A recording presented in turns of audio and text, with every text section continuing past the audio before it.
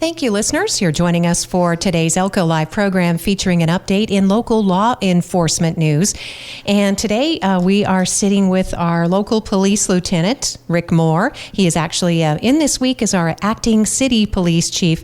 It's always a pleasure, Rick, to sit down and talk to you about local law enforcement issues. Thanks for being on the program. Thanks for having me again. Always a pleasure. Absolutely. I do know, I wanted to get this a little bit closer to you. I do know that you did appear before City Council on Tuesday, and I wanted to remind people that there was an update in the nuisance property, right, at 8th and Idaho Street. There was positive development. It looks like they're going to have internal security there and go forward with developing that property, which is right in the middle of Elko. That's a positive thing for the community in general. Yeah, that is good news. And so they were able to meet a lot of the security concerns, right, Rick?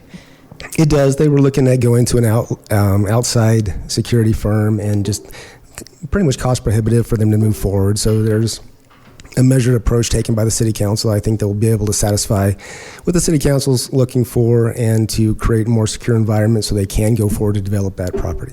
And the good news is that the calls for service at that property have declined according to police records in the last couple of weeks. So when we started this, we were getting a lot of calls for service.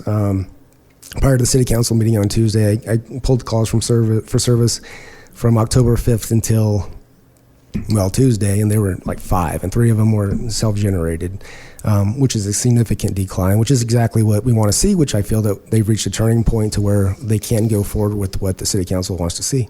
Great. So managing that property moving forward, and as our Lieutenant Moore described, hopefully, the goal is to develop that into another thriving business in the community right there at 8th and Idaho. Absolutely. It's prime real estate. It's right downtown, heart of Elko. We want that to be a nice property. Yeah, it really used to be a shining star, so hopefully they can bring it back to that.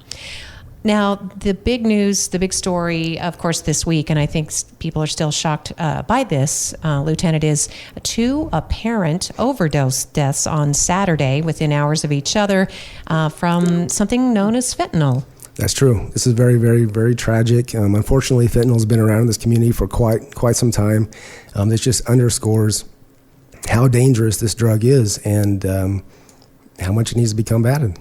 So one victim was 24 years old and apparently succumbed to this drug at about midday Saturday at the Johnny Appleseed Park. Is that right? Yeah, right in the middle of the daytime. Children were playing in the park, and by all accounts, it looks like it was a fentanyl overdose. Paraphernalia was found with him that corroborated one of the people that were with him that's what they said it was, and by all indications, that's exactly what it was. All right. And then the other one was later that evening, I think around 9 p.m. or so, police were called to check on someone on Virginia Way, I believe it is. That's correct. And when we got there, 45-year-old male was very obviously deceased. No life-saving measures were really able to be attempted, and tragic as well, but also apparently linked to fentanyl.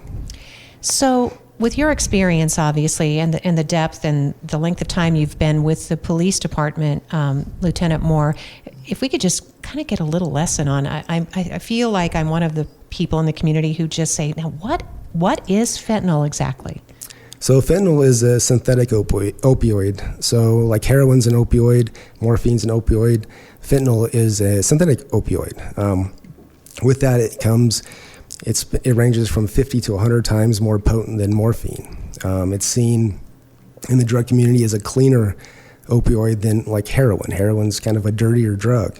Fentanyl's not that. You can get them in little pills, powder form. It's a lot cleaner and a lot more potent, a lot more effective. The problem is that it's not controlled. There's no FDA controls or anything like that on these people that are making it, so you don't know how potent what you're getting is. And just like any drug, you're building up a tolerance.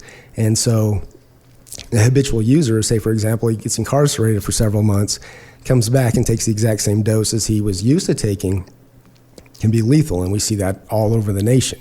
This isn't something Elko's not a microcosm when it comes to fentanyl problems. But it's very easy to get. It's cheap comparatively. A lot of it's coming from Mexico up north. You can get it cheap, bring it up to Elko, sell it.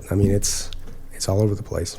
Well, and that's what I was asking too, is do we know who is selling it? Are these the so-called low-level drug dealers, traffickers? Low level, high level. I mean, we've taken down some pretty significant drug trafficking people here in the city of Elko recently, or surrounding area, but it's coming in all over the place. I mean, and it's so easy to get. I've talked to one user, and they call him Blues, they call him Fetty, and he loves it. He's like, I'm never going to stop. I mean, it's that addictive. Wow. And you suggested what it looks like. So if a parent, if a spouse, if a concerned person in somebody's life, wants to keep an eye out, what should they be looking for? Well, we've seen, so it can be put into everything. We've seen it in, lacing marijuana. We've seen it in cocaine. We've seen it with meth. But primarily here, when we see it, it's in, small blue pills. We call them blues. They're all over the place. Or a powdered form. If you do suspect that, I mean, there's Narcan availability all over, you're able to purchase it. I believe if you contact PACE Coalition, I believe you can get it for free. But it's not bad just to have, just because it is so prevalent. You don't know if you're ever going to come into contact with it.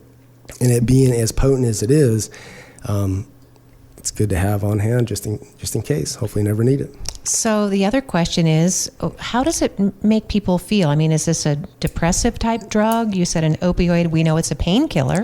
Well, and that's what it was originally designed for. It's a synthetic opioid to be more effective than morphine. It's used in the medical environment specifically for severe pain treatment, like late-stage cancer patients.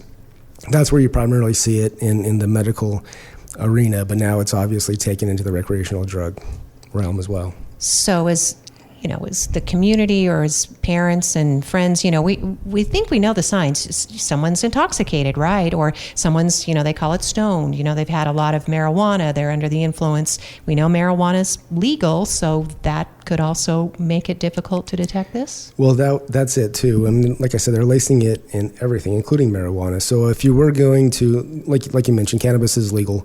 If you choose to use cannabis, my suggestion would be to get it from a dispensary. That way there's controls on it. If you buy it for some guy on the street, you don't know what's in it. You're putting your life at risk, that you're putting your trust in this person that's selling you this. Go to a legal dispensary, get it the legal way. That way at least it's tested and controlled for. That would be my suggestion there. So are people going to I know we're sort of belaboring this, but trust me, I know there are a lot of us that are saying, we don't understand this. We don't understand fentanyl. You could put it in someone's cocktail. They could be slipped this drug without knowing it for a certain reason, or absolutely. Is it recreation? Okay. Absolutely. Just, like I said, just a powder or pills or however you want to put it. You can put it into a liquid. And it's just a small, very, very small dose that can actually be lethal. So... And spooky. And it is spooky, and the intent is as a recreational drug to make someone feel high. I guess is that just takes the pain away. I mean, that's what it does. It makes you numb. You don't feel anything anymore, and it's what a lot of these drugs are intended for. All right. I was recalling that in 2009, when Michael Jackson died, that was pretty shocking because, we came to understand that he had been regularly for a couple of years using prescription drugs and mixing them, OxyContin and Demerol. He is believed to have died after being injected with propofol, and that is an anesthetic as well. So again, this is just a reminder that people can abuse prescription drugs, or prescription drugs can lead to these other kinds of drugs? Absolutely. And one other thing I want to hit on fentanyl as well is, keep Narcan on hand is always good to have, just in the event of an unintentional contact.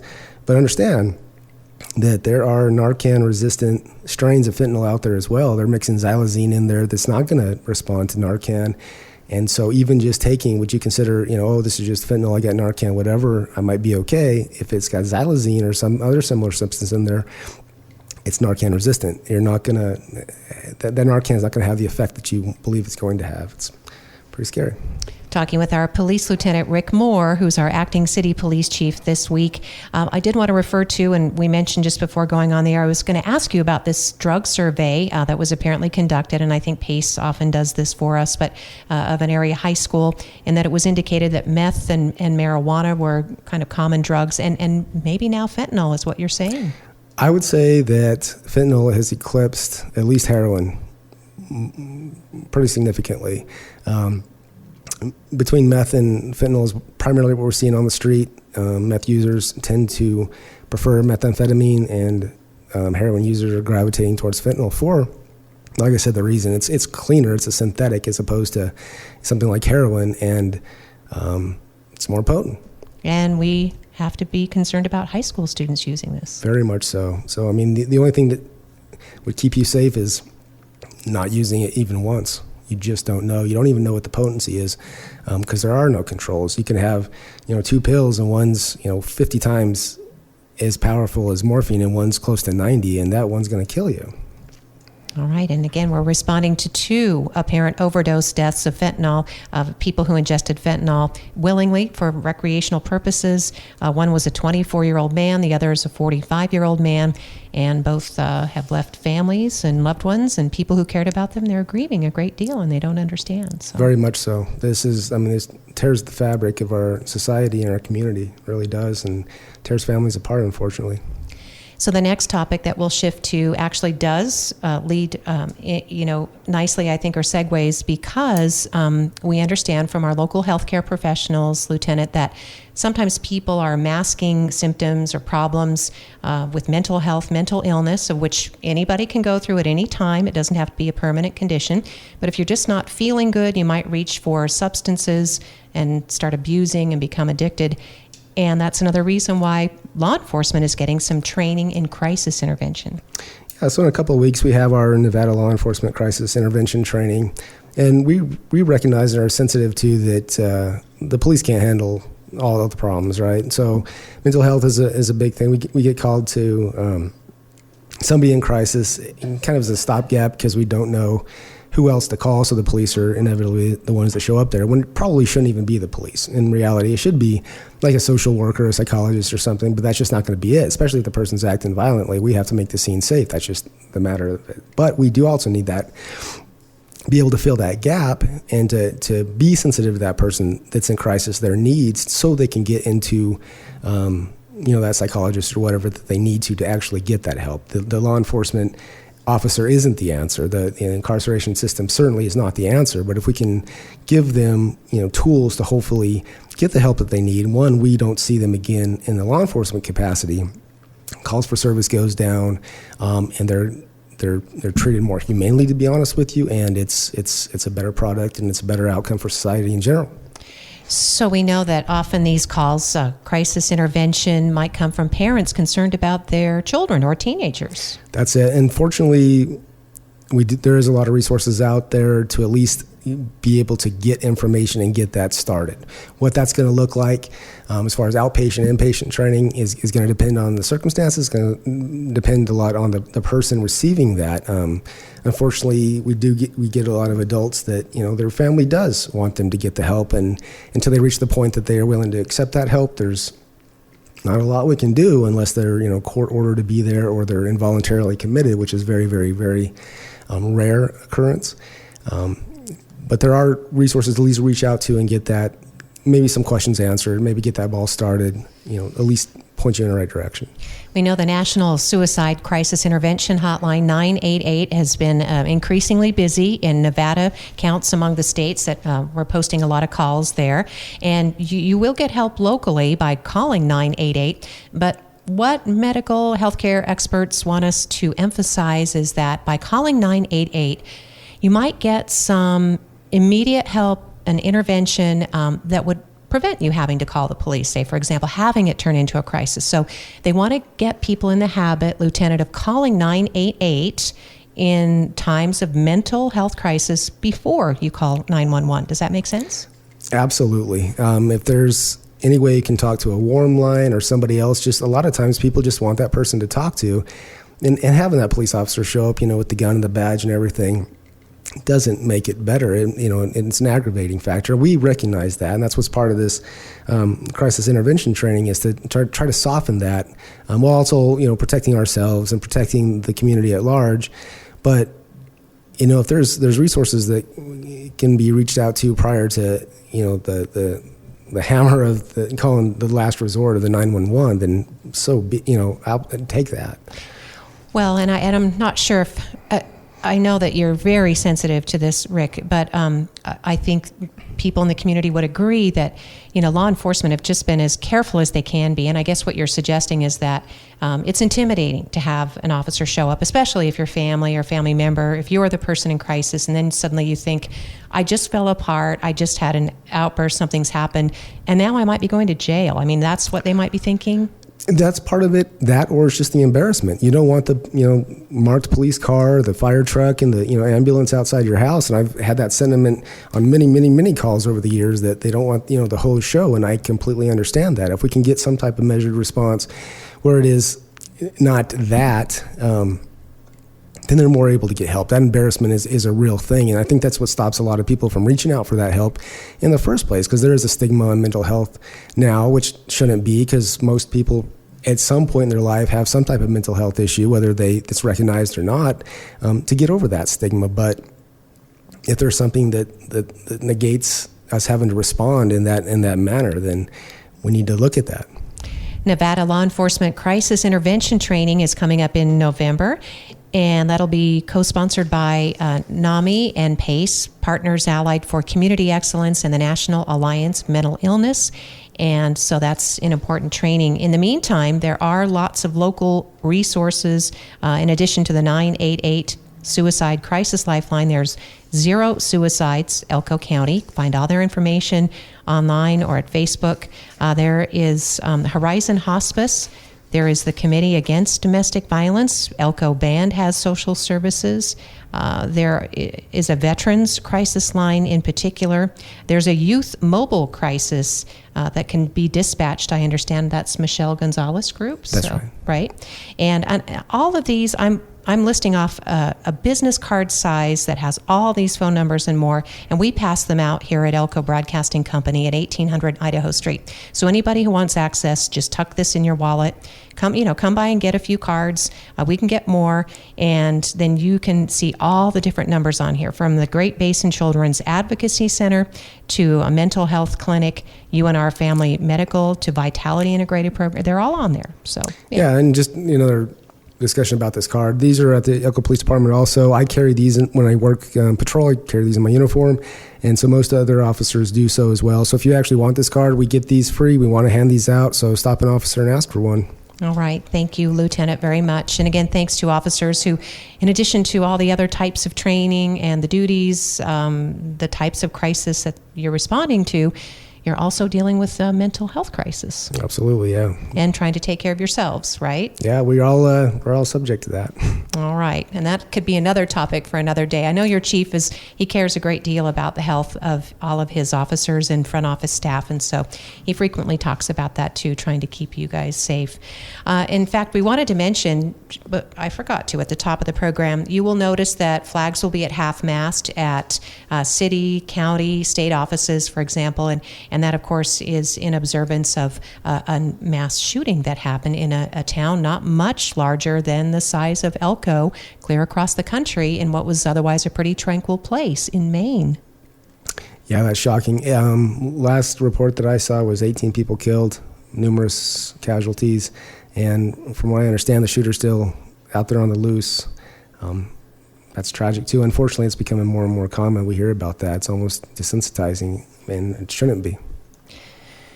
And that's another important topic, too, that it just takes a community. If you see something, say something. Local law enforcement, the judiciary, mental health professionals, hospital staff, everybody's taking these warning signs. They're taking these calls and reports seriously, right, Lieutenant? Absolutely. Absolutely. You never know what that call might stop. It might, if somebody would have saw something in Lewiston and said something that night, we might not have, almost 20 people killed right now.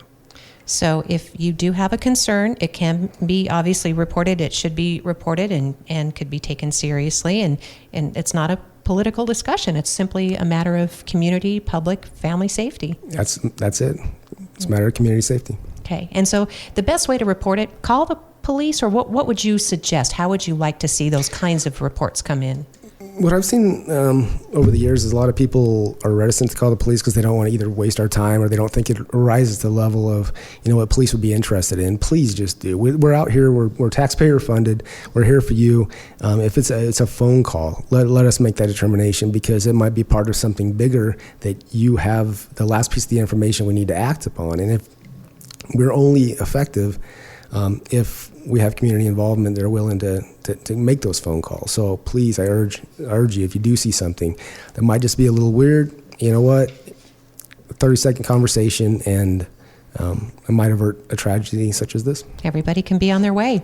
And there is a non-emergency line that you can use, Elko Central Dispatch, and so you don't have to feel like you're bothering the 911 operator, right? Yeah, please, 911 is only for emergencies. Literally when I say life and death, this is life and death. Somebody might be trying to call in, somebody just had a heart attack, something like that. So there is a non-emergency line.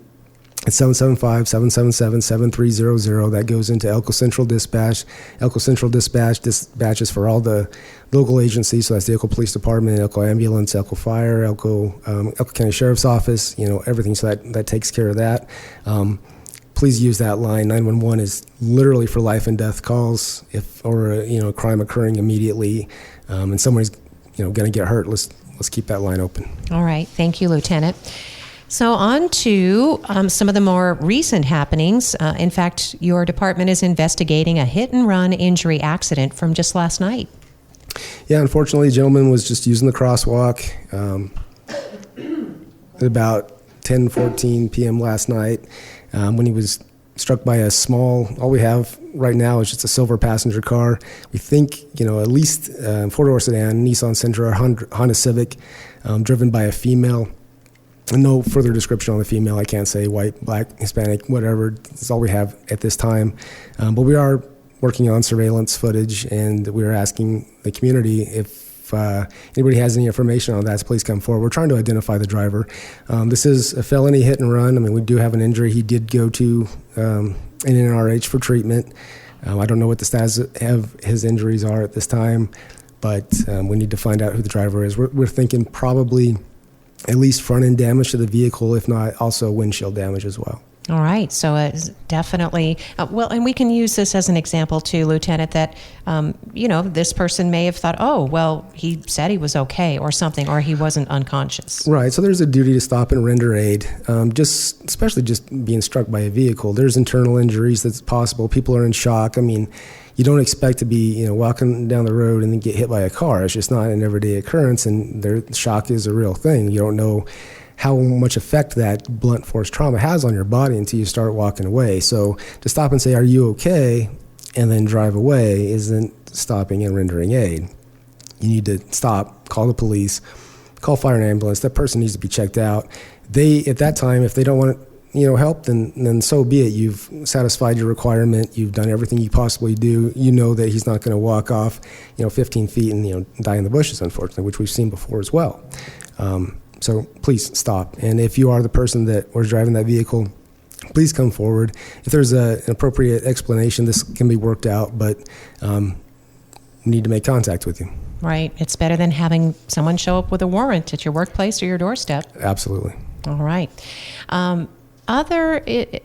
Ongoing investigations, or I guess we could probably at this point remind people that there is a happy occasion coming up, and that is the event known as Shop with a Cop, and it's been going on for 30-something years, I think, long time. Shop with the Cop's coming up. It's going to be December 9th this year.